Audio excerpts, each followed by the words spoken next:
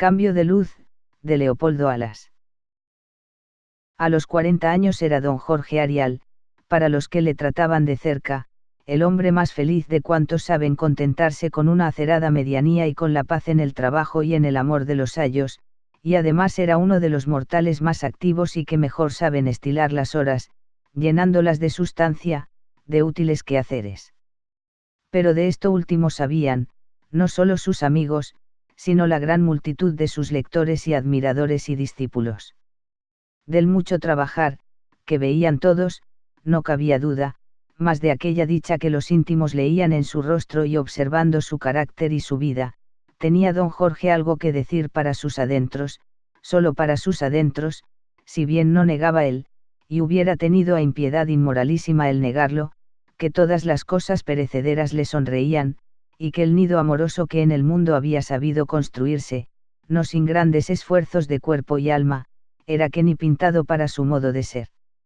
Las grandezas que no tenía, no las ambicionaba, ni sonaba con ellas, y hasta cuando en sus escritos tenía que figurárselas para describirlas, le costaba gran esfuerzo imaginarlas y sentirlas.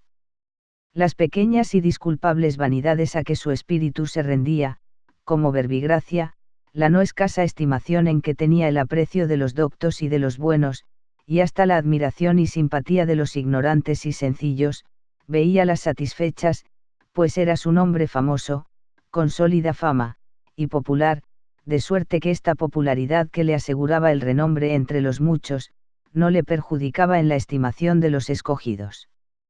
Y por fin, su dicha grande, seria, era su casa, su mujer, sus hijos, 3 cabezas rubias, y él decía también, 3 almas rubias, doradas, milira, como los llamaba al pasar la mano por aquellas frentes blancas, altas, despejadas, que destellaban la idea noble que sirve ante todo para ensanchar el horizonte del amor.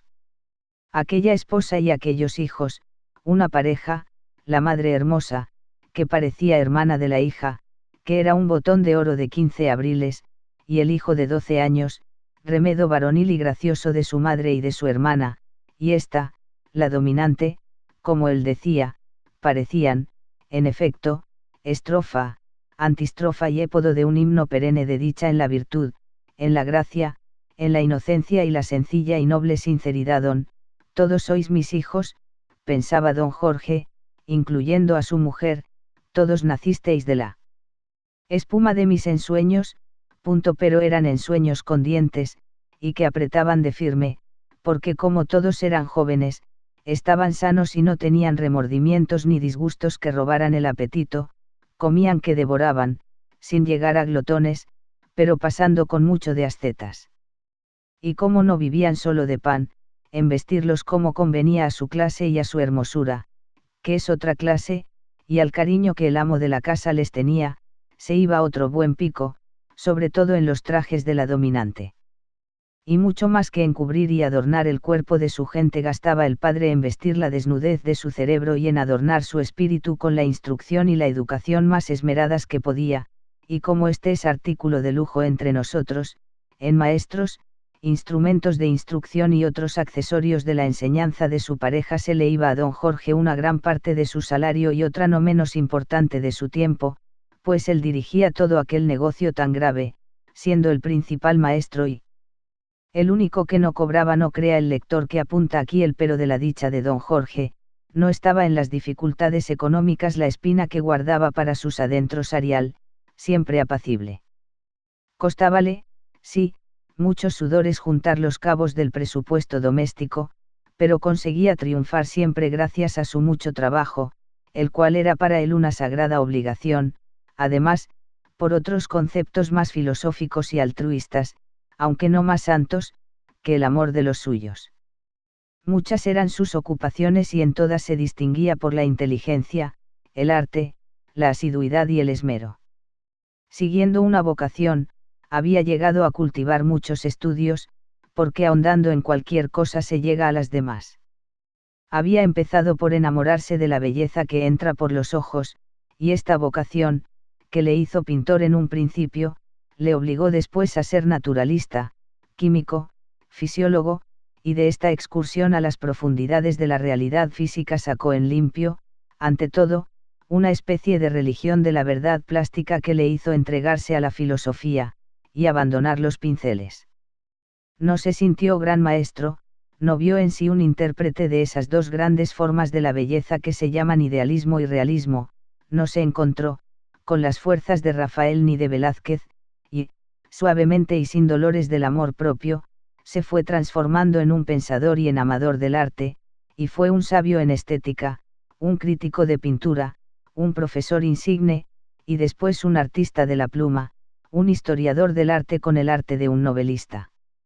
Y de todas estas habilidades y maestrías a que le había ido llevando la sinceridad con que seguía las voces de su vocación verdadera, los instintos de sus facultades, fue sacando sin violencia ni simonía provecho para la hacienda, cosa tan poética como la que más al mirarla como el medio necesario para tener en casa aquella dicha que tenía, aquellos amores, que, solo en botas, le gastaban un dineral.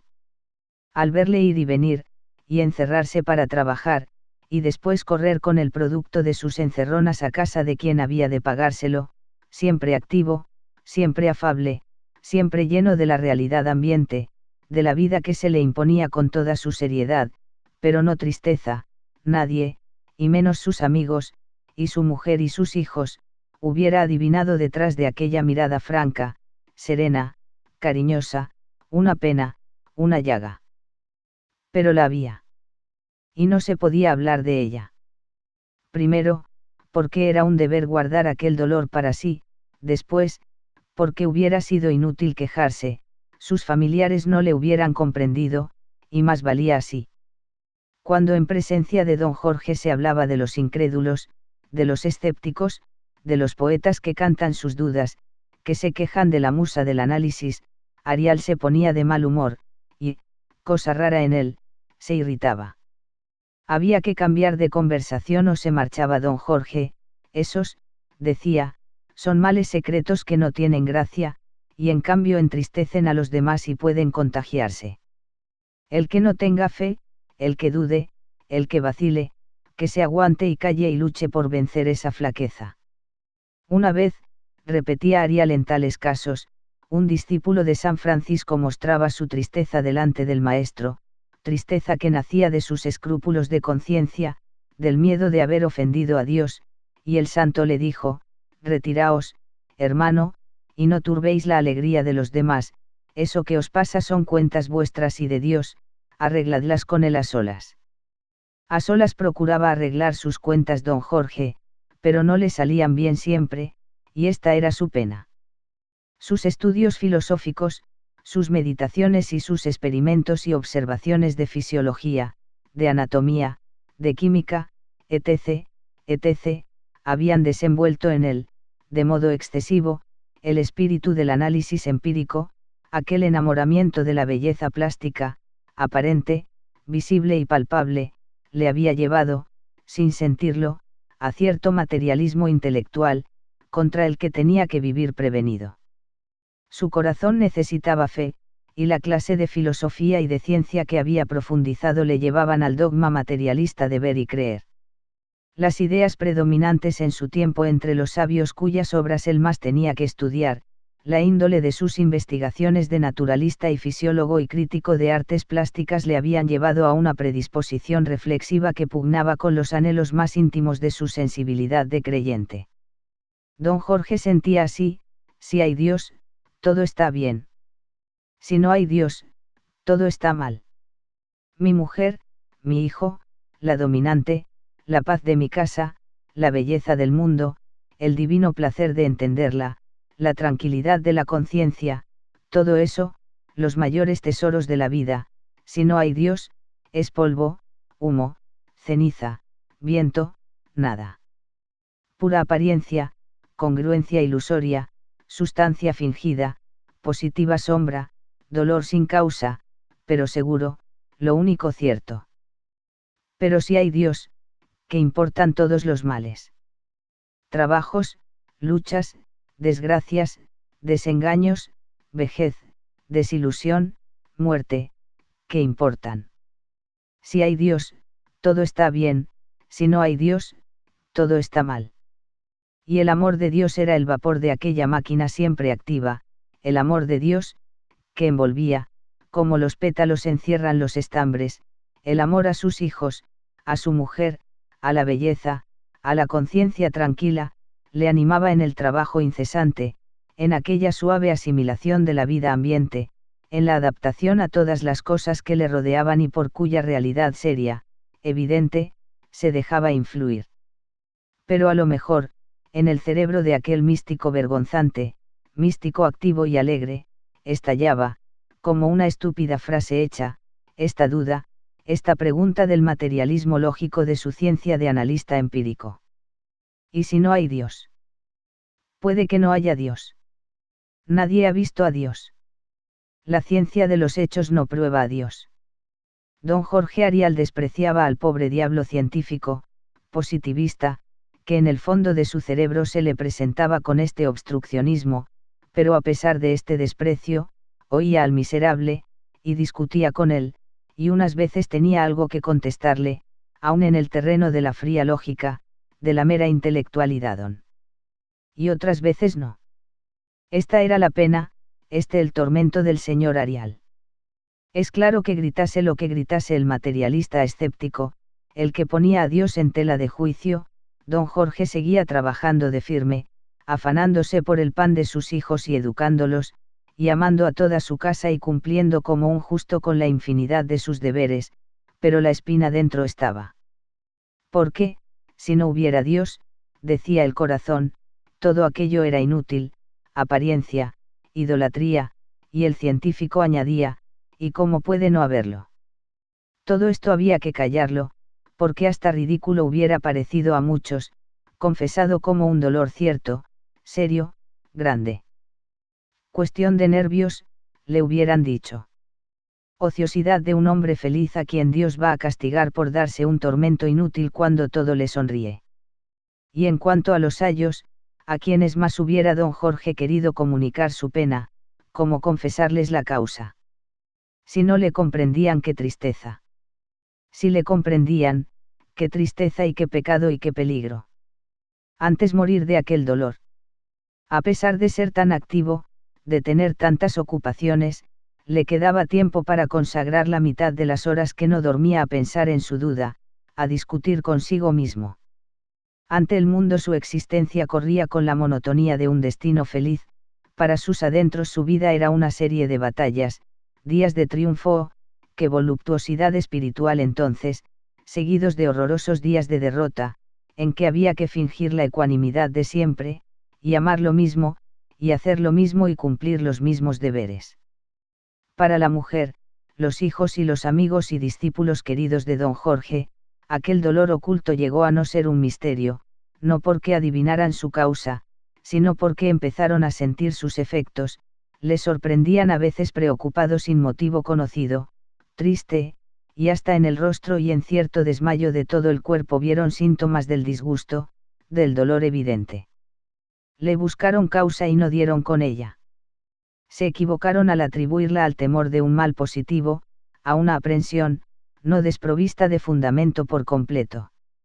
Lo peor era que el miedo de un mal, tal vez remoto, tal vez incierto, pero terrible si llegaba, también les iba invadiendo a ellos, a la noble esposa sobre todo, y no era extraño que la aprensión que ellos tenían quisieran verla en las tristezas misteriosas de don Jorge. Nadie hablaba de ello, pero llegó tiempo en que apenas se pensaba en otra cosa, todos los silencios de las animadas chácharas en aquel nido de alegrías, aludían al temor de una desgracia, temor cuya presencia ocultaban todos como si fuese una vergüenza. Era el caso que el trabajo excesivo, el abuso de las vigilias, el constante empleo de los ojos en lecturas nocturnas, en investigaciones de documentos de intrincados caracteres y en observaciones de menudísimos pormenores de laboratorio, y acaso más que nada, la gran excitación nerviosa, habían debilitado la vista del sabio, miope antes, y ahora incapaz de distinguir bien lo cercano, sin el consuelo de haberse convertido en águila para lo distante. En Sauna, no veía bien ni de cerca ni de lejos. Las jaquecas frecuentes que padecía le causaban perturbaciones extrañas en la visión, dejaba de ver los objetos con la intensidad ordinaria, los veía y no los veía, y tenía que cerrar los ojos para no padecer el tormento inexplicable de esta parálisis pasajera, cuyos fenómenos subjetivos no podía siquiera puntualizar a los médicos. Otras veces veía manchas ante los objetos, manchas móviles, en ocasiones puntos de color, azules, rojos, muy a mentido, al despertar especialmente, lo veía todo tembloroso y como desmenuzado. Padecía bastante, pero no hizo caso, no era aquello lo que le preocupaba a él. Pero a la familia sí. Y hubo consultas, y los pronósticos no fueron muy tranquilizadores. Como fue agravándose el mal, el mismo don Jorge tomó en serio la enfermedad, y, en secreto, como habían consultado por él, consultó a su vez, y la ciencia le metió miedo para que se cuidara y evitase el trabajo nocturno y otros excesos. Arial obedeció a medias y se asustó a medias también. Con aquella nueva vida a que le obligaron sus precauciones higiénicas, coincidió en él un paulatino cambio del espíritu que sentía venir con hondo y obscuro deleite. Notó que perdía afición al análisis de laboratorio, a las preciosidades de la miniatura en el arte, a las delicias del pormenor en la crítica, a la claridad plástica en la literatura y en la filosofía. El arte del dibujo y del color le llamaba menos la atención que antes, no gozaba ya tanto en presencia de los cuadros célebres. Era cada día menos activo y más soñador. Se sorprendía a veces holgando, pasando las horas muertas sin examinar nada, sin estudiar cosa alguna concreta, y sin embargo, no le acusaba la conciencia con el doloroso vacío que siempre nos delata la ociosidad verdadera. Sentía que el tiempo de aquellas vagas meditaciones no era perdido. Una noche, oyendo a un famoso sexteto de ínclitos profesores interpretar las piezas más selectas del repertorio clásico, sintió con delicia y orgullo que a él le había nacido algo en el alma para comprender y amar la gran música. La sonata de Krenzer, que siempre había oído alabar sin penetrar su mérito como era debido, le produjo tal efecto, que temió haberse vuelto loco, aquel hablar sin palabras, de la música serena, graciosa, profunda, casta, seria, sencilla, noble, aquella revelación, que parecía extranatural, de las afinidades armónicas de las cosas, por el lenguaje de las vibraciones íntimas, aquella elocuencia sin conceptos del sonido sabio y sentimental, le pusieron en un estado místico que él comparaba al que debió experimentar Moisés ante la zarza ardiendo. Vino después un oratorio de Handel a poner el sello religioso más determinado y más tierno a las impresiones anteriores. Un profundísimo sentimiento de humildad le inundó el alma, notó humedad de lágrimas bajo los párpados y escondió de las miradas profanas aquel tesoro de su misteriosa religiosidad estética, que tan pobre hubiera sido como argumento en cualquier discusión lógica y que ante su corazón tenía la voz de lo inefable. En adelante buscó la música por la música, y cuando ésta era buena y la ocasión propicia, siempre obtuvo análogo resultado. Su hijo era un pianista algo mejor que mediano, empezó Arial a fijarse en ello, y venciendo la vulgaridad de encontrar detestable la música de las teclas, adquirió la fe de la música buena en malas manos, es decir, creyó que en poder de un pianista regular suena bien una gran música. Gozó oyendo a su hijo las obras de los maestros.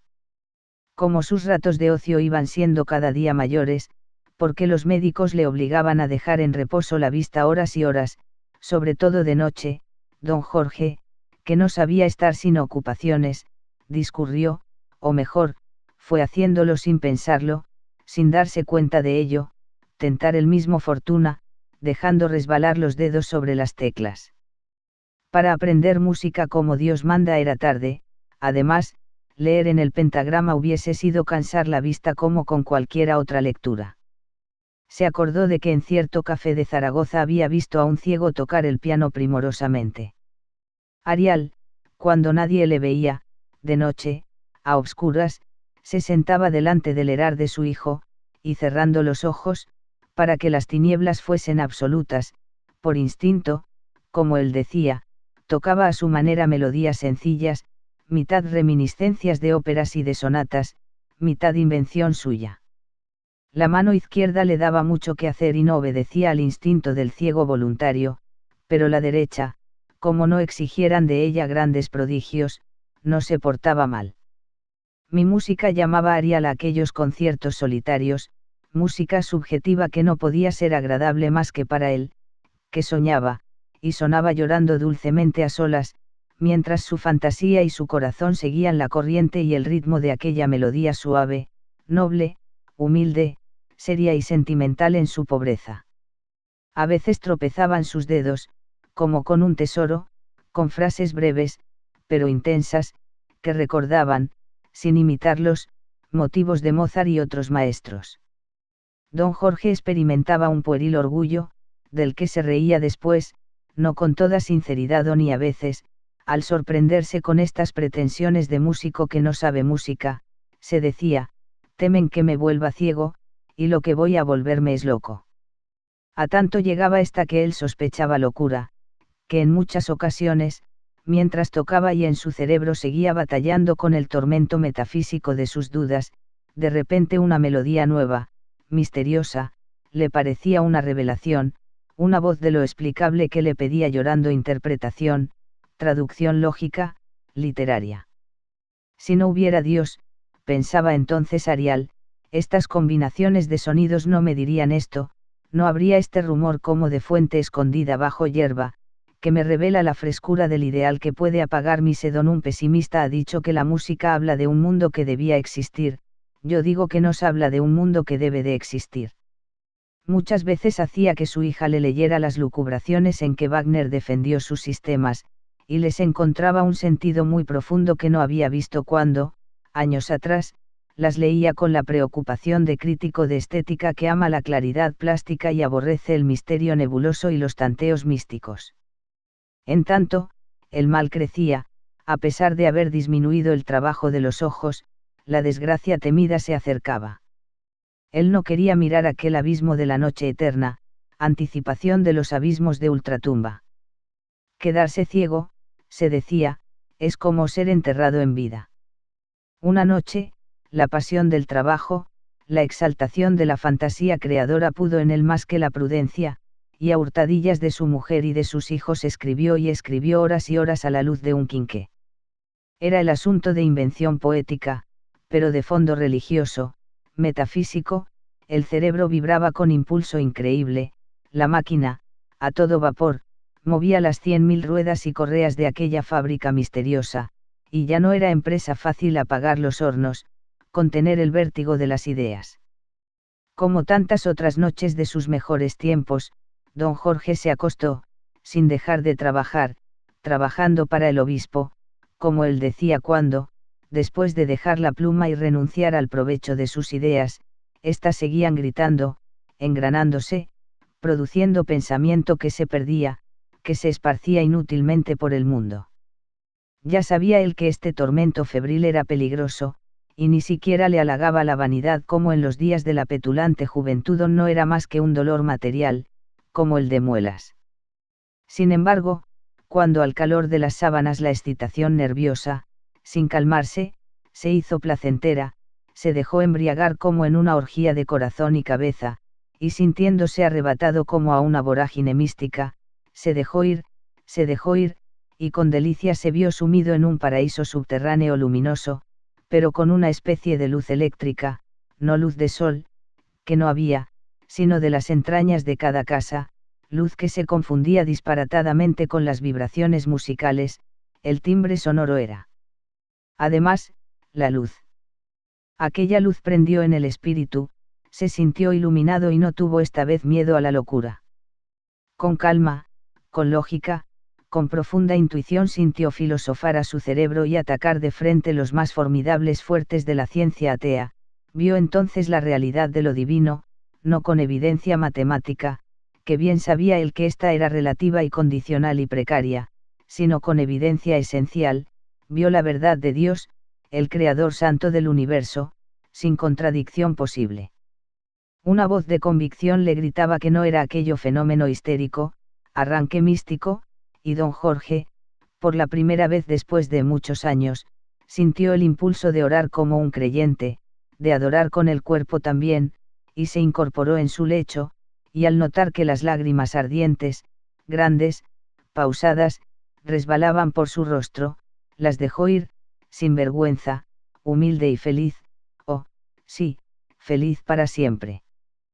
Puesto que había Dios, todo estaba bien. Un reloj dio la hora. Ya debía de ser de día. Miró hacia la ventana. Por las rendijas no entraba luz. Dio un salto, saliendo del lecho, abrió un postigo y, el sol había abandonado a la aurora, no la seguía, el alba era noche. Ni sol ni estrellas. El reloj repitió la hora. El sol debía estar sobre el horizonte y no estaba. El cielo se había caído al abismo. Estoy ciego, pensó Arial mientras un sudor terrible le inundaba el cuerpo y un escalofrío azotándole la piel, le absorbía el ánimo y el sentido. Lleno de pavor, cayó al suelo. Cuando volvió en sí, se sintió en su lecho. Le rodeaban su mujer, sus hijos, su médico. No los veía, no veía nada. Faltaba el tormento mayor, tendría que decirles, no veo. Pero ya tenía valor para todo. Seguía habiendo Dios, y todo estaba bien. Antes que la pena de contar su desgracia a los suyos sintió la ternura infinita de la piedad cierta, segura, tranquila, sosegada, agradecida. Lloró sin duelo.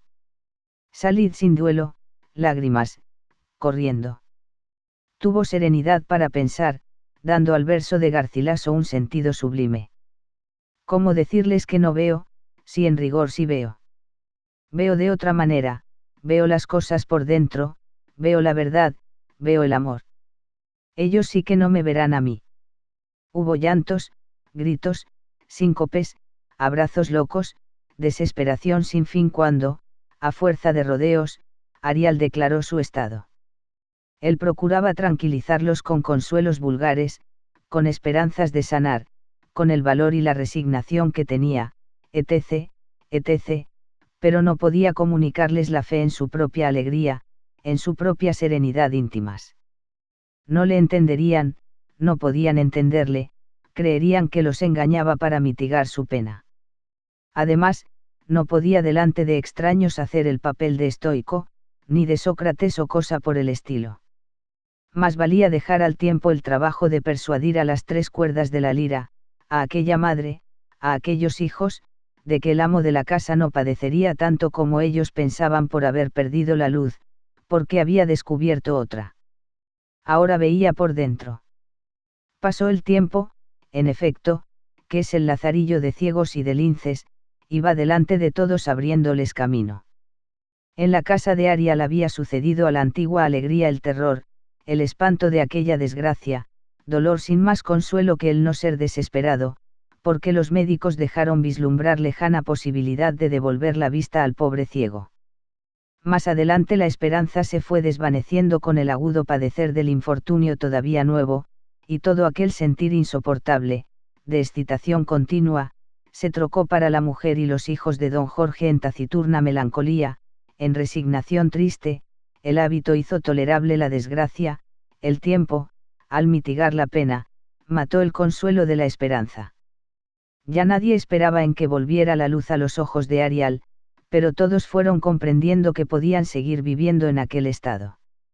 Verdad es que más que el desgaste del dolor por el roce de las horas, pudo en tal lenitivo la convicción que fueron adquiriendo aquellos pedazos del alma del enfermo de que éste había descubierto, al perder la luz, mundos interiores en que había consuelos grandes, paz, hasta alegrías.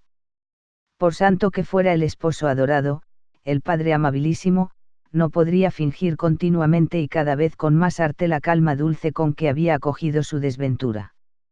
Poco a poco llegó a persuadirlos de que él seguía siendo feliz, aunque de otro modo que antes. Los gastos de la casa hubo que reducirlos mucho, porque la mina del trabajo, si no se agotó, perdió muchos de sus filones. Arial siguió publicando artículos y hasta libros, porque su hija escribía por él, al dictado, y su hijo leía, buscaba datos en las bibliotecas y archivos. Pero las obras del insigne crítico de estética pictórica, de historia artística fueron tomando otro rumbo, se referían a asuntos en que intervenían poco los testimonios de la vista. Los trabajos iban teniendo menos color y más alma. Es claro que, a pesar de tales expedientes, Arial ganaba mucho menos.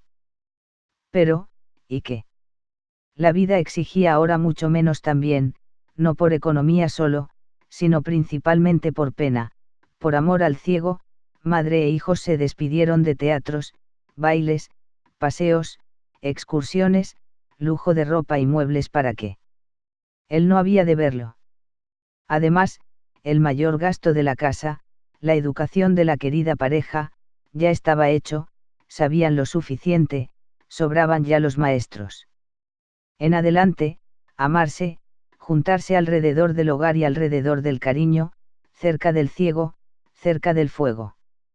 Hacían una pilla en que Arial pensaba por todos y los demás veían por él.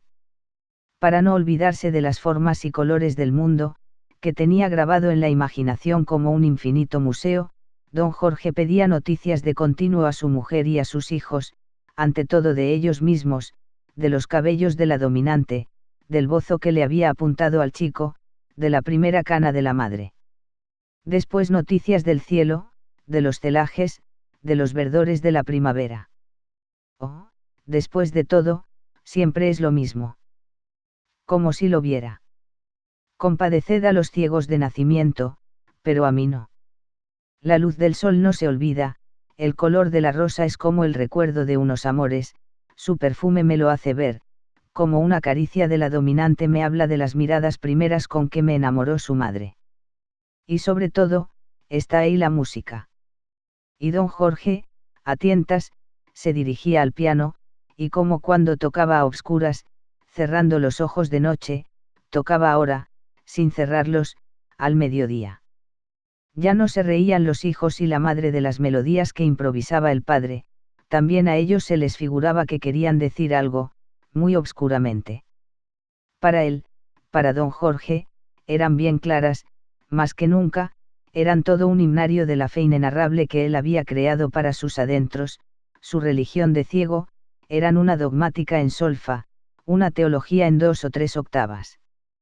Don Jorge hubiera querido, para intimar más, mucho más, con los suyos, ya que ellos nunca se separaban de él, no separarse él jamás de ellos con el pensamiento, y para esto iniciarlos en sus ideas, en su dulcísima creencia, pero un rubor singular se lo impedía.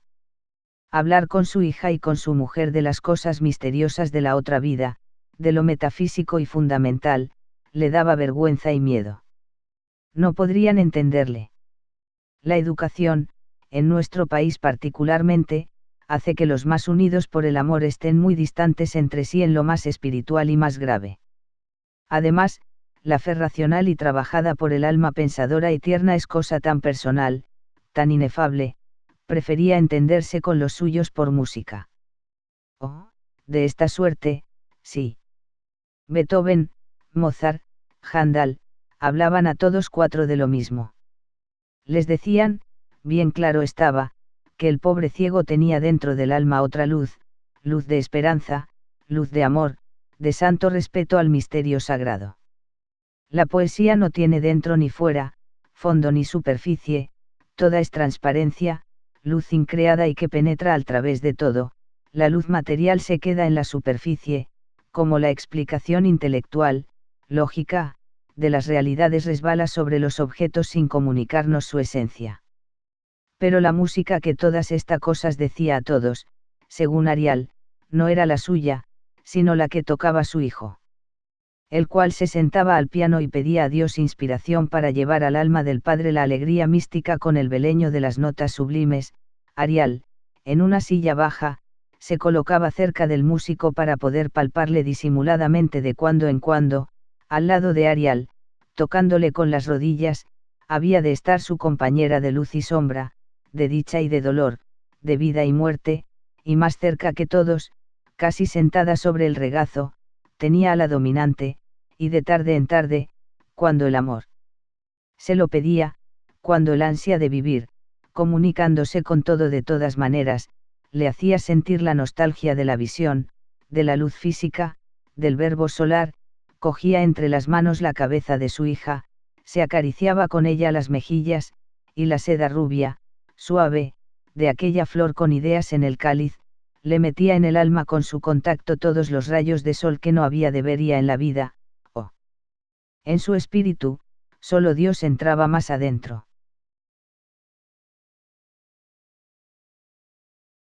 Aquí termina Cambio de luz, de Leopoldo Alas.